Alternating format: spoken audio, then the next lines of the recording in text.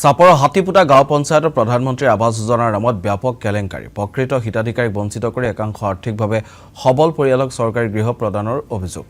চাপৰ খালগুছা উন্নয়ন খণ্ডৰ অন্তৰ্গত হাতীপুটা গাঁও পঞ্চায়তৰ দালাল ৰাজ পঞ্চায়তখনৰ কাজিৰপৰা তৃতীয় খণ্ড গাঁৱত সংঘটিত হয় এই ঘটনা একে পৰিয়ালৰ মাজত ৩ পৰা ৪টাকৈ প্ৰধানমন্ত্ৰী আৱাস যোজনাৰ গৃহ প্ৰদান কৰাৰ অভিযোগ ঘটনা সংক্ৰান্তত জিলা আয়ুক্ত আৰু উন্নয়ন খণ্ড বিষয়ক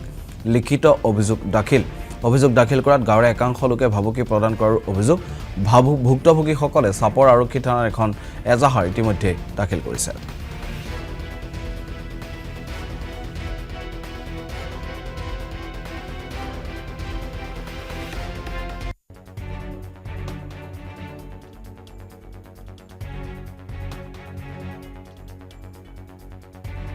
আমার ঘর দেখে না মানে আর কি আমার ঘরে মানুষও একদম চলছে না করে বেমারি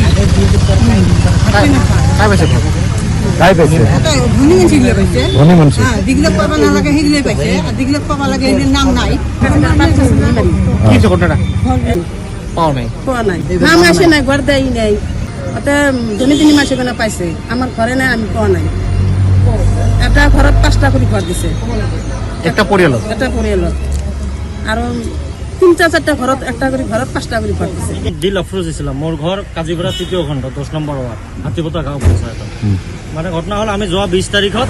PMYৰ যিখন প্ৰধানমন্ত্ৰী আৱাস যোজনাৰ ঘৰ আহিছে সেই তালিকাখন আমি খুঁজিছিলোঁ তালিকাখন পোৱাত তাতে নাম চালোঁ গোটেইকেইটা ধনী মানুহ যাৰ ঘৰত 2-3টাকে AC লগোৱা আছে ইহঁতে ঘৰটো পাইছে কৰিলোঁ যে ঘৰবিলাক যিহঁতে পাব লাগে ইহঁতে পোৱা নাই আৰু যিহঁতে পাব নালাগে ইহঁতে পাইছে যাৰ ঘৰত AC লগোৱা আছে যাৰ বিল্ডিং আছে আপোনালোকে যাব পাৰে চাব পাৰে যিহঁতে 3তলা 4তলা বিল্ডিং আছে ইহঁতে ঘৰবিলাক পাই আছে আৰু দুখীয়া মানুহ যাৰ ঘৰত টিন নাই যাৰ ঘৰত বেৰ নাই ইহঁতে ঘৰবিলাক পোৱা নাই দালালে চলিছে